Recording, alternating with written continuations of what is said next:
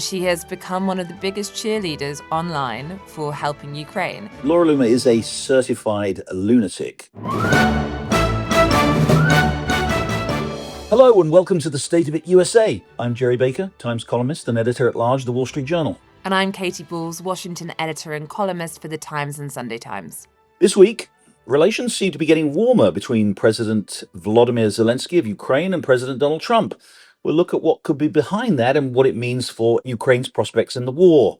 And later, we'll discuss the furious reaction to the Times story that Gianni Infantino may be planning to sell off part of Fifa and turn it into more of a business. We'll talk about all that, but first, that meeting at the White House yesterday between President Trump and Volodymyr Zelensky of Ukraine.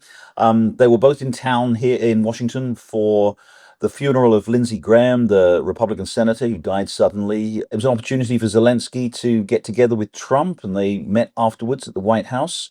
No reprise of the infamous Oval Office meeting from a year or so ago, we all recall. After the meeting, there were more signals that the relationship between Ukraine and the US may be getting more positive. There's talk that Ukraine may be getting help with some of the interceptor missiles that it's looking for. There was discussion of the possibility of a renewed diplomatic effort by Donald Trump. So tell us, Katy, what's going on? Is this a kind of a... Has Donald Trump finally, after many years, finally come around to loving Zelensky in Ukraine after all? Loving might be too strong a word, but I think it's definitely fair to say that there's been a warming in relations. The reason that Zelensky and also Israel's Netanyahu were in town this week in Washington, D.C., where I am, was Lindsey Graham's funeral, and both used that as an opportunity to meet with the US president. And at that service, there were various tributes, but even in these tributes to the late senator, you had a situation where Ukraine came up. And I think we can hear the Fox News host, Sean Hannity, here. He saw you, and he said it to me once, as a warrior poet or a warrior comedian. He used those terms. And on paper, I think everybody would agree, on paper, Ukraine would have been defeated in months.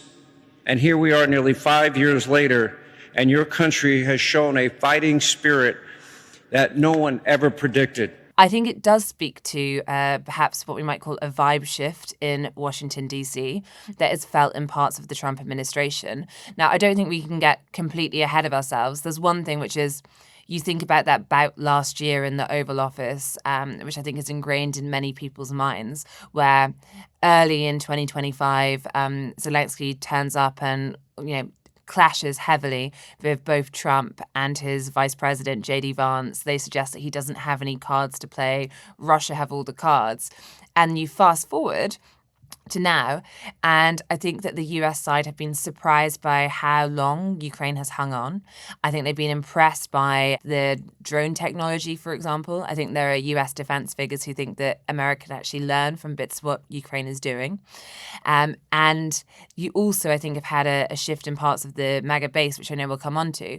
But all of this means that the worst thing you can be in Donald Trump's eyes is a loser. And I think that how Russia is doing in the war in terms of how many of its own they are losing every day to try and either take, tiny bits of land. It's starting to look as though this isn't a situation where Russia has all the cards, and that is reflecting in how much time Zelensky is given by the Trump administration. So the main takeaway from that meeting, yes, licenses for Patriot interceptors, but also talk of a visit by Steve Witkoff, who is Trump's peace envoy, and Jared Kushner, who is Trump's unofficial peace envoy and also his son-in-law, going to Ukraine at some point. And I think that is significant because if you think about Steve Witkoff, one of the big criticisms of, Trump's bestie to some degree, who he knew from the real estate days and thought if you can broker a New York real estate deal, you can broker a peace agreement, is that parts of, the state apparatus in Washington think that Steve Witkoff is far too naive and close to Vladimir Putin. And there are stories of him, saying that he has great chemistry with Putin. Putin's a great guy, but he has bad PR. And therefore, if Zelensky's getting time, I think with Witkoff, it could start to, perhaps even it out a bit. So I don't think we can jump to Ukraine as, the favorite of the White House and Russia is in the doghouse. But I do think there's a sense where Ukraine is able to get in on the conversation more than they perhaps were in the past. What are you picking up, Jerry? It looks as though something has changed. I mean, clearly, we have the following pieces of evidence. Trump, Trump had a pretty good meeting with Zelensky at NATO, their NATO summit a month or so ago. That seemed to go quite well, quite warmly. The talk of these patriots was pretty positive then. We've had indications from Russia, interestingly. I've been sort of following some reporting out of Russia. The Russian sort of official media keeps talking about how, Trump has reneged on his commitments from his Anchorage summit of a year ago, where, remember, Vladimir Putin went to Anchorage, Alaska, and they had a very warm meeting, and they now say that Trump's reneged on all that. I don't think we can rule out the role of Iran in all this. Obviously, Trump has pushed back on the idea that Russia's helping Iran, but it's pretty clear. The evidence has been pretty clear that relationship between Russia and Iran is strong. And Trump is increasingly in a terrible mess in Iran. And the last thing he wants is to be dragged deeper into a mess. And the suggestion that Russia is actually helping or benefiting from Iran's actions against the US, and maybe even Iran may even be using Russian information, Russian intelligence, or whatever. That's not helping. And I think you're absolutely right. I think we should be a little skeptical.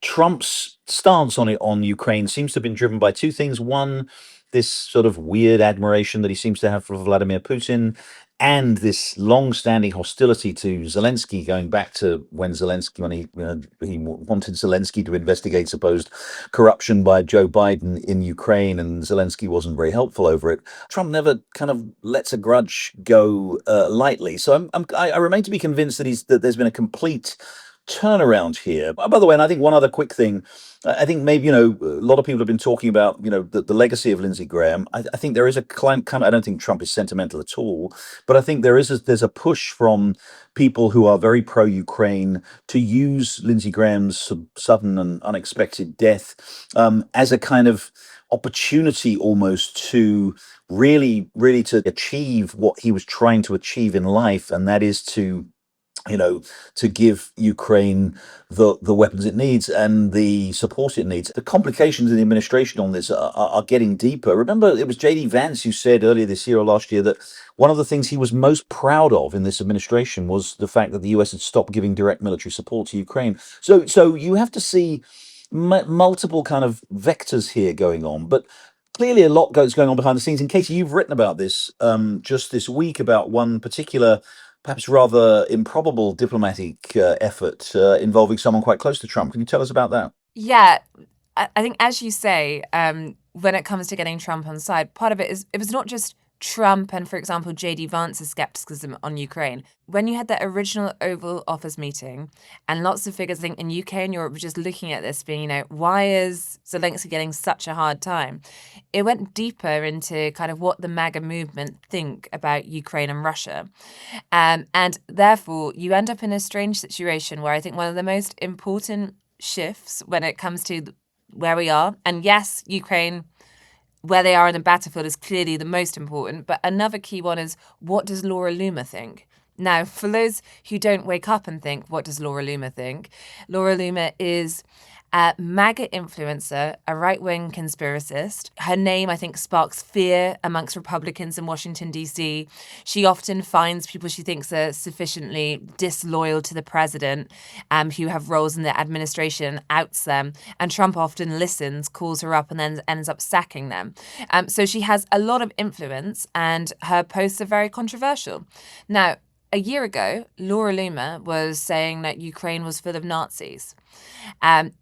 Over the past week, she has visited Ukraine. She has sat down with Zelensky for an interview, and she has become one of the biggest cheerleaders online for helping Ukraine. And there have been efforts now for a couple of years by various, figures, some journalists, some the Ukrainian government. And for example, a guy I spoke to, Stephen Moore, who is a former Republican staffer on Capitol Hill, who moved to Ukraine early on in the conflict to counter Russian propaganda. And one of the things they've been most aimed at is trying to get the Maga base and Maga thinkers, Maga influencers that Trump listens to rethink some of the conspiracy theories they're spouting. He invited Laura Loomer's producer, Andrew Moore, on a trip to Ukraine. We just showed him everything. We didn't put on a show or anything. We just embedded him with troops that were shooting down Shahed drones.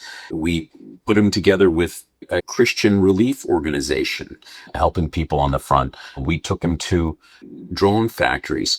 We met with the head of the office of the president. We were able to help him understand firsthand, with no filters, what's going on in Ukraine. And he was able to report back to Laura, yeah, I think this is for real. So what Stephen Moore was talking to me about was how do you suddenly bring a group that have decided Ukraine is full of Nazis, that Ukraine can never win, that Russia is the pro-Christian, pro-family country. And, for example, Ukraine supports transgender people, unlike Russia. And all these things were floating around with some of the reasons. It wasn't just we don't want to spend money on Ukraine, which is what, J.D. Vance has heralded as his proudest achievement. It was a sense of this almost becomes a culture war when we think about what Ukraine is doing, and therefore there's been a sympathy in parts of MAGA towards Russia. Like Tucker Carlson, for example, has spoken about Russia as a country that is more Christian, and therefore, speaking to Stephen Moore, he was saying that there's been a few tactics they've tried. Laura Loomer organised her own trip. Some are asking who funded it, but it wasn't his project. However, he did get Laura Loomer, as we just heard, producer over there, put him out on the battlefield, and a sense that if you're going to, I suppose, demyth these various conspiracy theories, there's no better way than actually getting Americans to actually see things for real themselves. If you see soldiers on the battle line, it's much harder to say this is all a joke. I'm fascinated by the extent to which Laura Loomer may have played a role here. She does seem to have been influential with the president. We should say, and I know you know this and you've written about this. I mean, Laura Loomer is a certified lunatic who has said, at least that's the role she plays in public. Who said the most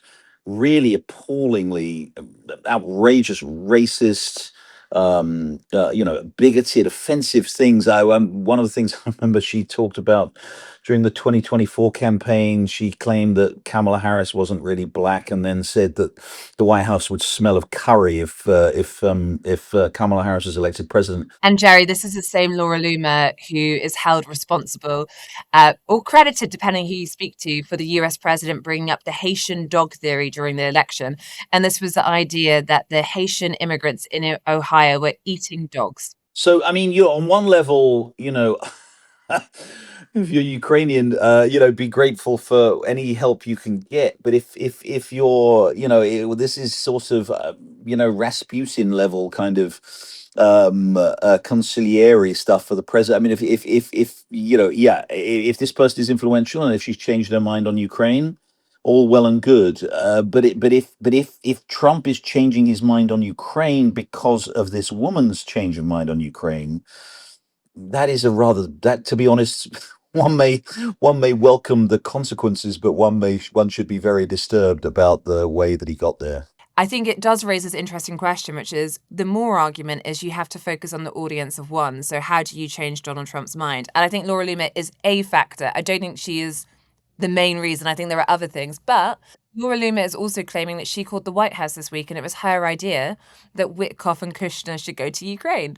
And we know that she's been called into the Oval Office various times. But David Axelrod, the former Obama advisor, when he saw Zelensky sat with Laura Loomer, completely to your point, given the things she said in the past, the things she even says now about Muslims, for example, he said, it might help change Trump's mind, but, how awful that Zelensky in his position where he has to sit with this woman to get his point across. And it does, of course, raise some questions. But I think the argument is, if that's what you have to do and in Trump, well, this is the way you do it, and then they guess, it's worth taking a chance on if after various years of kind of almost preaching to the converted hasn't got you that access to the White House. Yeah, again, there's no doubting her influence in the past. She almost certainly did get several National Security Council senior National Security Council staff fired very early in the second Trump term when she claimed they were being disloyal to Trump. And she went to Trump and accused them of disloyalty, and Trump fired them. So she does have. Again, I don't know whether Rasputin or Svengali or somebody else is the right kind of historical model, but it's a weird set of circumstances, but it is part of that what seems to be a general trend towards a turn to a more favorable position on Ukraine from the administration, and we're going to have to see where that goes from here. Yes, and when it comes to influencing Trump, Jerry, of course, Laura Loomer is one avenue, because these world leaders never quite know who is up and who is down. And even a year ago, I think you would have said Netanyahu was in a very good position with Donald Trump, Zelensky less so. Both met him this week, and it seems as though slightly changing fortunes. But the pair themselves also met at Lindsey Graham's funeral. I remember when I read This Town, the book, before I moved to DC, and it made the point that funerals are the best way to network when it comes to the power capital. And Zelensky and Netanyahu did get a moment to speak, which hasn't always come off, has it? No, I mean that relationship is a difficult one. Netanyahu's gone out of his way to maintain good relations with Moscow, with Vladimir Putin, despite the facts. It's again one of those strange tangles and twists that you get in international relations. Is obviously, despite the fact that Russia, as we've said, has been one of Iran's biggest backers, Netanyahu has long tried to maintain a good relationship. And in fact, in the early stages of the war between Ukraine and Russia, while Israel didn't sort of formally support Russia, of course, it did. It certainly didn't join the world in the sort of almost universal condemnation of Russia. So that relationship has always been slightly tricky, as you say. There's now perhaps there's if it's true that Zelensky is now getting more attention than Netanyahu, and there's growing frustration with Netanyahu and the Trump administration, and sort of growing openness to good relations with Zelensky, and maybe that could be causing a bit of tension too between the two. It's a little bit like maybe Zelensky's suddenly becoming Buzz Lightyear to Netanyahu's Woody in Donald Trump's Toy Stories. And look, the other thing is obviously, the Ukrainians have done a pretty good job, a really good job actually, of tying Russia to Iran, and of actually doing what they can to help the US to fight Iran. We know Zelensky's offered the extraordinary drone capacity that they have, sharing that drone capacity with the US. We shouldn't go too far in the idea that Ukraine has become now the favorite, but given political tensions here over Israel, given the clear tension between the US and Israel over whether and how to pursue the war in Iran, relations between Netanyahu and certain of the Maga crowd, and the anti-Israel position that some of the Maga crowd have, that whole relationship, is also interesting, and is also contributing, I think, to this sense that that the US is kind of maybe switching horses. And with that, we're now going to take a break. And when we come back, we're going to be talking about Gianni Infantino's plan to sell off part of FIFA. Lots of people are very cross. Is Jerry cross? Perhaps not. Let's find out. Gianni Infantino wants to sell off parts of FIFA to private members. This was a Times exclusive by Martyn Ziegler. He's written a letter to FIFA's various members, making the point that they can join up and get behind the plan, and if they do, there is a financial incentive. This has led to lots of condemnation and anger from various football bodies. There's talk of boycotts. Andy Burnham, the UK's new Prime Minister, has wrote in saying that this is not something that is true to football or he could get behind. We're yet to hear from President Trump, but given it's his son-in-law's brother that's helping to broker the deal, according to Times reports, he perhaps won't take such an anti-stance. Jerry, what's your read on the situation? Yes, I've been struck by how the world has taken to its fainting couch, as it does. All the right people, the media, football fans, the British Prime Minister, the entire all the grand panjandrums of the European sort of media and cultural establishment and government establishment have, taken to the microphones to declare this to be absolutely outrageous, and how dare they Americanize our sport? How dare they try to make money out of our sport? This is more corruption. Infantino's corrupt, Trump's corrupt, the Kushners are corrupt. What a terrible thing. Let's get out. Let's have nothing to do with FIFA. Let's return football to its pure state. I gotta say, I find all that to be an absolute complete balderdash. Look, I'm not a big fan of Gianni Infantino. Don't like many of the innovations he's done.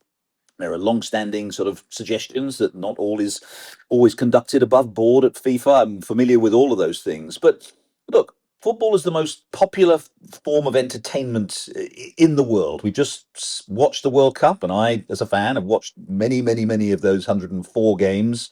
It's an astonishing spectacle. People around the world love it. Even Americans watched it in quite great numbers right now. When you have a very popular thing where people are demonstrated willingness to pay large amounts of money to buy players, to buy clubs, to buy tickets to go to games. It's generally speaking, when you have something as popular and in demand as that, this is after all, we live in a world dominated by economics. When you have something in demand as that, it represents a great opportunity to invest in it. And I think what Infantino is doing is coming up with a plan which would result, yeah, no doubt he'll get rich from it. Oh, I'm sorry, that happens, right? Okay, powerful people get rich when they come up with ideas that make money out of things that are popular. And other people will get rich.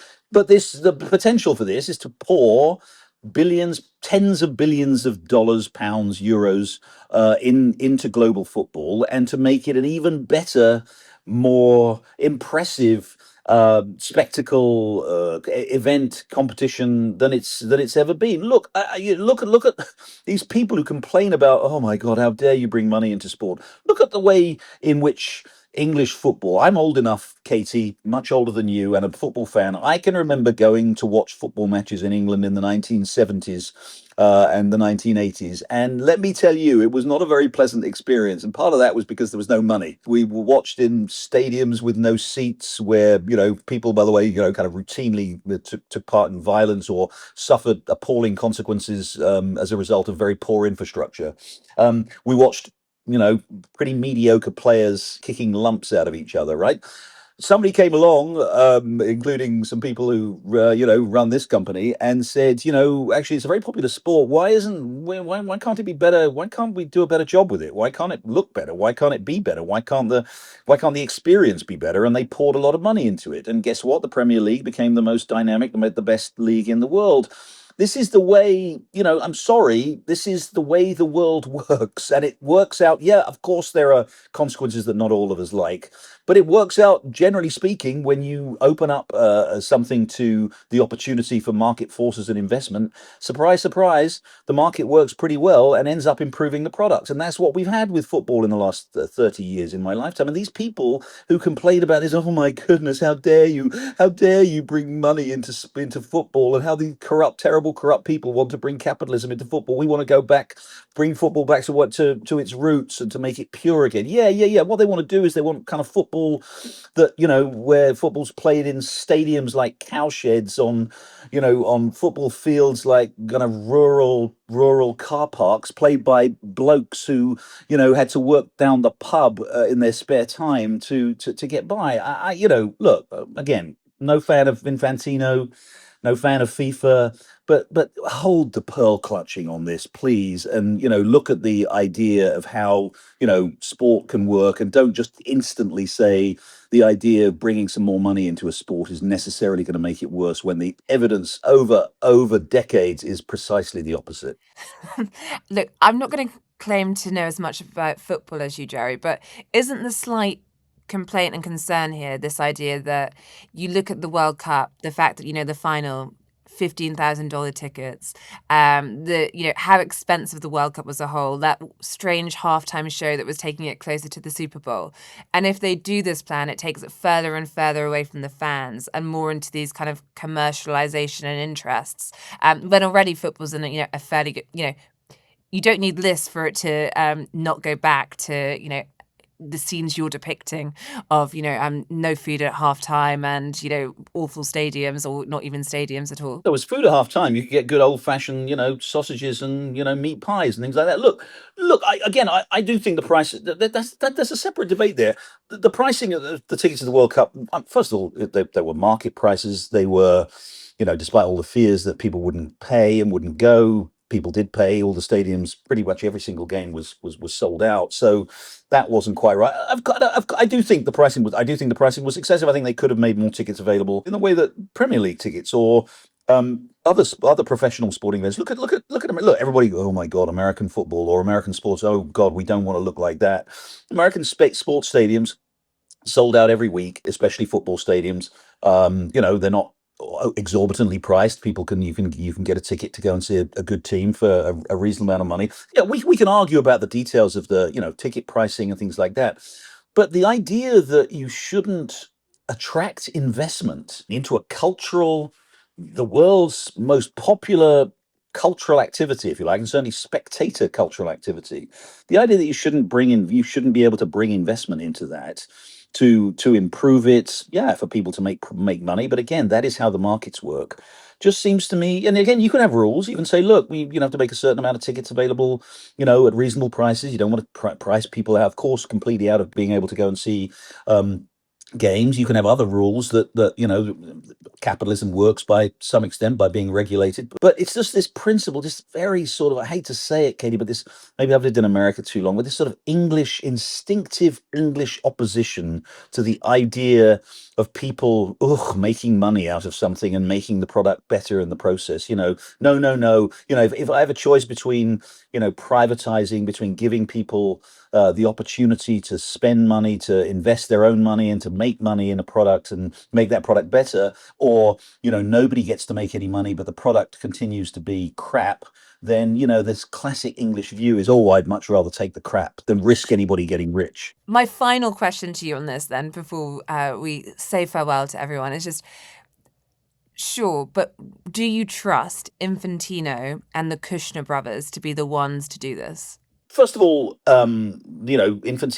Again, I'm not a fan of Infantino, but he has put on a couple of very successful World Cups. And by the way, FIFA has made a lot of money, which of course it claims it's pouring back into football, which it does to some extent. Secondly, there are the Kushners. Josh, who's involved in this, does have a pretty good track record in investing. But thirdly, the whole point of this is to open up the sport, potentially to open it up at the national level in the way that's been opened up at the club level to people who want to invest. And whatever you think of Infantino or the Kushners or anybody of those people, there are lots of investors with money who want to spend it and invest it in the sport, and they've done it in the Premier League. Again, I know a lot of them are not popular with regular fans, but they have contributed to making the Premier League the best football league in the world, to making the stadiums better than any stadiums pretty well anywhere in the world, to making the experience a generally very, very much better one and an appealing one. So yeah, I don't trust Infantino particularly, but I do trust in the market, and I think the idea that the market will not produce more money, a better quality, and overall a significantly improved product, I think the chances are very good that it will. We shall see, and perhaps we'll have updates next week on how this plan is progressing or not in the face of English skepticism. With that, thank you for joining us this week, and do join us again next week.